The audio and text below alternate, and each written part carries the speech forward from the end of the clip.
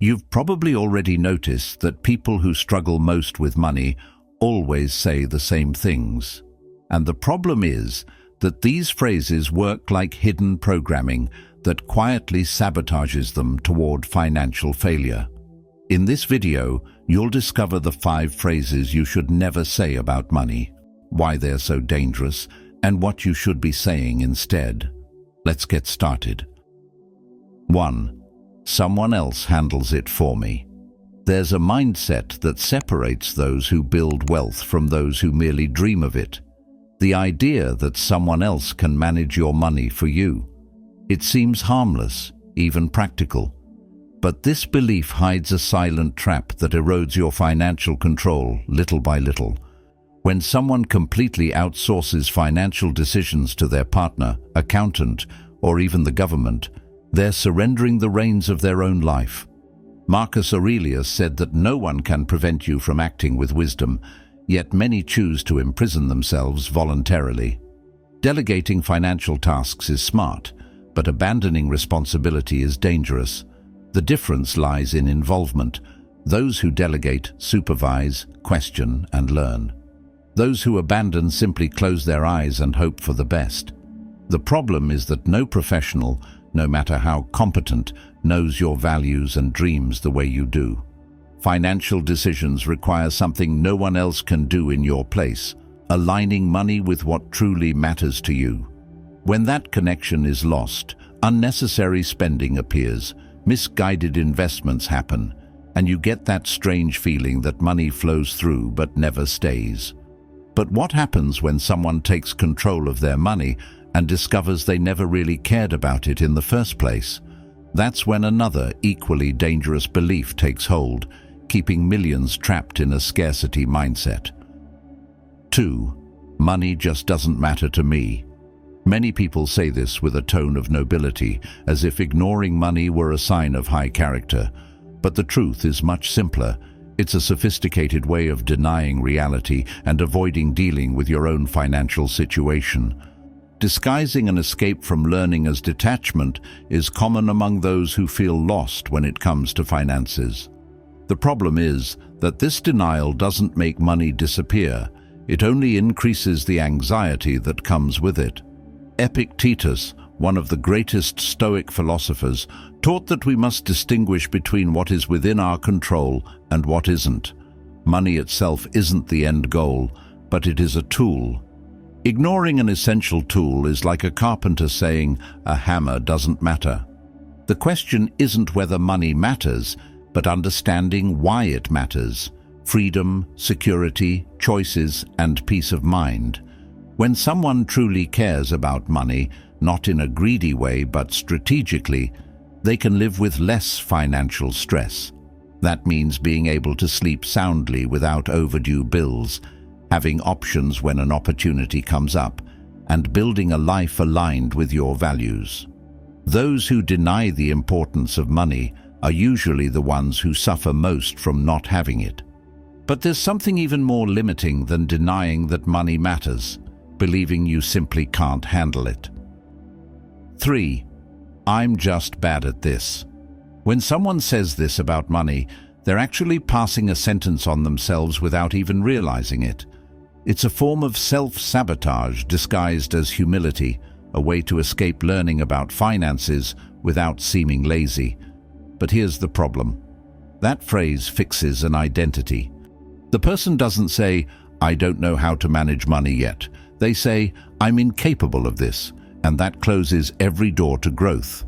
Seneca, one of the greatest Stoic philosophers, said that no one is born ready. We become ready through constant and deliberate practice. The ability to manage money isn't an inborn talent some people receive at birth. It's a skill like any other: driving, cooking, writing. Those who believe they can learn, do learn. Those who believe they're incapable abandon before they even start. The difference between those who stay poor and those who prosper isn't natural talent. It's simply the willingness to study and apply yourself consistently. And today, with access to information and available tools, there's no longer a legitimate excuse for saying you can't learn about your finances. The real dividing line isn't whether you're good or bad with money right now, but whether you're willing to change that limiting narrative, because the next belief you're about to discover, it paralyzes even those who are ready to act. 4. It's too late now. This phrase carries the weight of regret disguised as resignation, and that's precisely why it's so dangerous. When someone says it, they're not just expressing an opinion, they're giving themselves permission to quit before even trying. The paralysis that comes from this belief is silent. While the person stays trapped in the past, the future keeps moving forward. Stoic philosophy teaches us that we don't control what's already happened, only what we do now. The time that's gone is irrelevant. What matters is the time you have left and how you use it. Building financial freedom isn't a race where only starting early counts. It's about how much you invest, how consistently you invest, and for how long you keep investing. A 50-year-old who starts today can accumulate much more in 10 years than a 30-year-old who never started.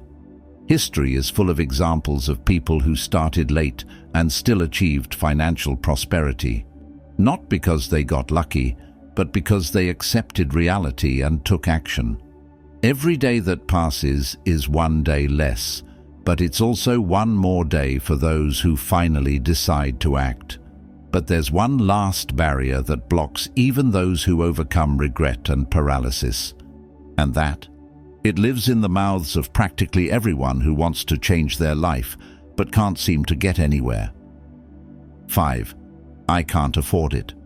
Most people believe this phrase is a statement of fact, but it's actually an illusion of language. When someone says, "I can't pay for it," they rarely mean it literally. What they really mean is, "This isn't a priority for me right now."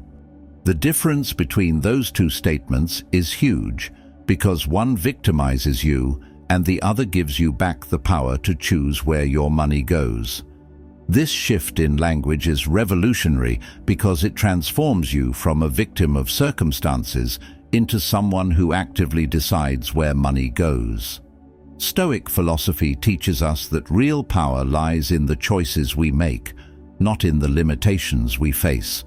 When you recognize that you're choosing, you recover your agency.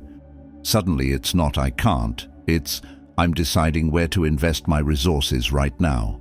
The power of a single word is underestimated by many, but words shape thoughts, and thoughts shape actions.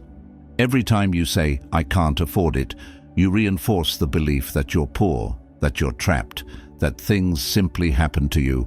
But every time you say, "I can choose where my money goes," you position yourself as someone in control. That's what separates those who prosper from those who stay stuck. Confronting this phrase isn't just a language exercise. It's the first step toward aligning your financial decisions with your true values and priorities.